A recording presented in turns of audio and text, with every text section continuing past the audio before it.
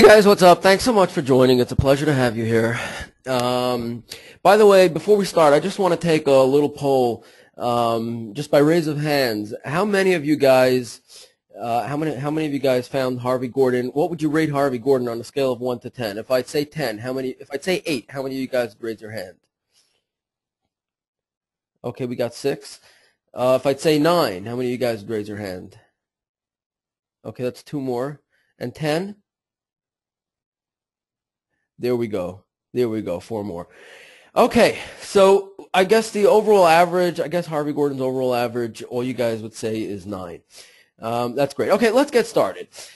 Today we're going to be focusing on optimizing workflow efficiency. Okay.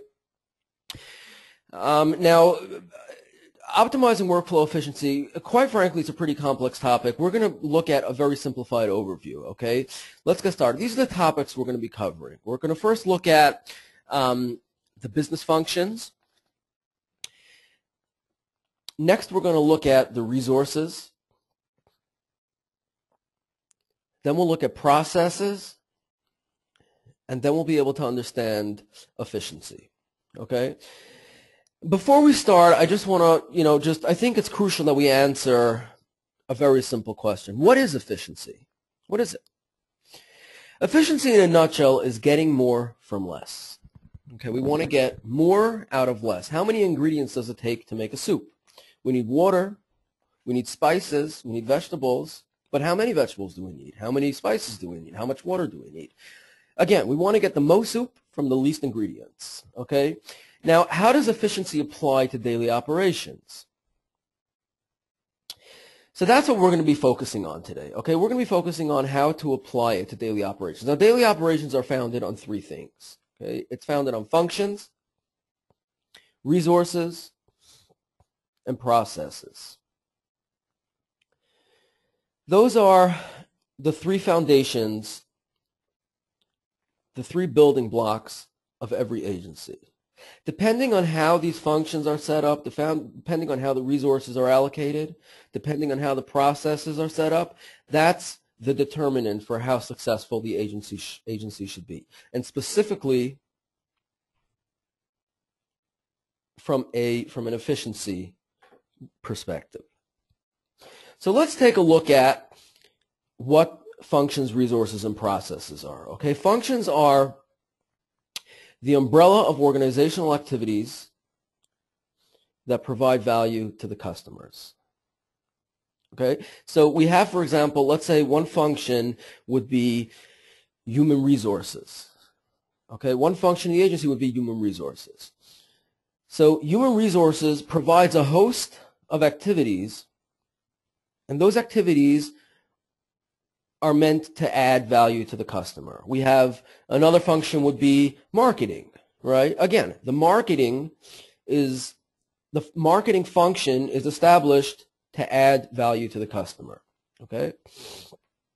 Resources. Resources are the inputs for the required tasks. And third, we have processes. Processes are the sequence of cross-functional inputs and tasks that create value for the customer.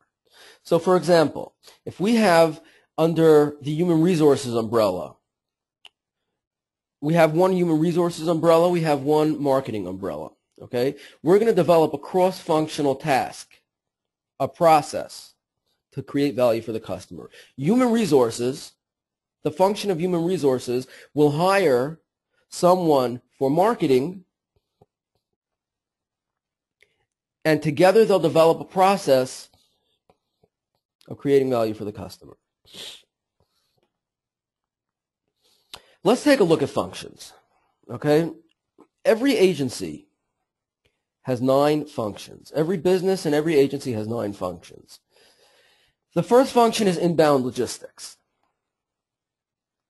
Inbound logistics primarily consists of managing incoming resources. Again, we're going to take a look at all these functions in a lot more detail in just a minute. Next, we have operations. The operations function transforms the resources into finished products or services. Then we have outbound logistics. Outbound logistics places the product or service into the market. We have a finished product. We have inbound logistics receives the resources. Operations transforms those resources into a finished product or service. Operations then sends that finished product or service out to outbound logistics, and outbound logistics gets that product or service into the market. Another function is firm infrastructure. Firm infrastructure consists of the management structure, the financial structure, can be the corporate culture, control systems. Another function is marketing and sales. Marketing and sales primarily consists of identifying and generating revenue from a target market. Another function is customer service. This is the function that provides support for the target market after the product is consumed. It may consist of just one person sitting at a desk taking phone calls, or it may consist of a whole operation, of a refund, a return operation, a replacement operation. That's customer service. Human resources. The human resources function primarily is involved with developing and managing employees. Information technology. This function is involved with providing technological support for overall agency tasks and activities. And finally, the ninth function is procurement. Procurement is the management of purchasing inputs. Now let's take a look at these functions in a little more detail, okay? Let's start with inbound logistics, Inbound logistics, okay? Raw material. We either have a tree in a forest, or we have a gold mine, or we have, unprocessed diamonds.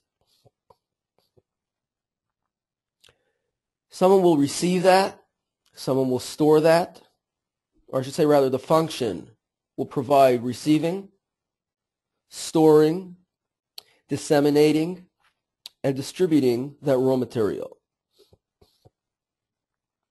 Just to better illustrate all these 9 functions, what we'll do is we'll take an example of a soup kitchen, okay? The inbound logistics of a soup kitchen will be if a can of mushrooms comes in to the soup kitchen mailbox, okay? So someone is going to go pick that can of mushrooms up, perhaps place it on a shelf, maybe open it up, and maybe split the can of mushrooms up for two. If, for example, let's say we want to make 2 things out of the mushrooms, so they'll split it up in 2. Okay. After the inbound logistics is finished with their tasks, they send it off as inputs. They send off their work as inputs to operational activities. That's the second function. Operations. That's the second function. Operations receives inputs from inbound logistics, and then the inputs under the umbrella of operations function get transformed into finished products or services. So let's take the example of the soup kitchen. An example of operations might be the cook takes the can of mushrooms that was placed on a shelf by inbound logistics, perhaps opened up, and then goes and creates a mushroom salad. Once the operations function finishes their work, the finished goods go on to outbound logistics. That's the third function, outbound logistics. Outbound logistics takes the finished goods, will either store it or distribute it. So for our example, let's say that the outbound logistics function will involve putting the mushroom salad in a fridge to be stored for dinner, okay? Because we're not ready to serve it now, or we just received a large shipment of paper goods for our grocery store, and we're not ready to sell them just yet, so we'll warehouse them, right? Or perhaps we'll distribute them. We'll put them on the shelf, right? So that's outbound logistics. Next, marketing and sales. Right, the fourth function. Marketing and sales consists of identifying the needs of the customer, identifying the needs of the target market, and then generating sales from the target market.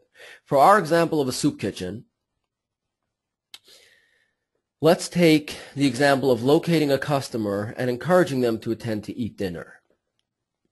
Okay, because perhaps they don't know about our soup kitchen. They're going hungry. So we can go and say, hey, look, buddy, you look hungry, you look a little lonely. Why don't you come into my soup kitchen? I'll give you a nice warm, I'll give you a very healthy and a very healthy, very tasty mushroom salad. And we persuade him and he comes. Customer service. That's the fifth function. Customer service involves supporting the customers after the product is consumed. Again, for our example, let's assume that we need to provide the visitor with support and encouragement. Okay, they came, they ate the mushroom salad, and perhaps they haven't eaten in a long time and they feel horrible right now. So we need to make sure that they're comfortable. We need to make sure that they're okay. Next, we have firm infrastructure. For firm infrastructure, for the function of firm infrastructure, let's break it up into sub-functions. Okay, we have management structure, control systems, such as legal controls, financial controls, risk controls, managerial controls, and we have financial structure, right? Maintaining the balance of assets and liabilities, and so on. For our example, again, let's assume that the function of firm infrastructure is primarily involved with maintaining the organization's 501c3 status. Then we have human resources. Again, sub-functions and human resources may be employee recruitment, maybe hiring employees, training employees, the development of the workforce, and managing talent. Again, for our example, perhaps we need to recruit volunteers to serve the mushroom salad. Then we have technology development. Technology development, the function of technology development primarily is involved with developing technological systems that can add marginal value. And for example, we have a fridge, but we need to make sure that that fridge has electricity in the building. That fridge has an outlet that can, it can consume electricity from. And then finally we have procurement, purchasing inputs such as materials, supplies, and equipment. For our example, we need to purchase the fridge. Those are the 9 functions.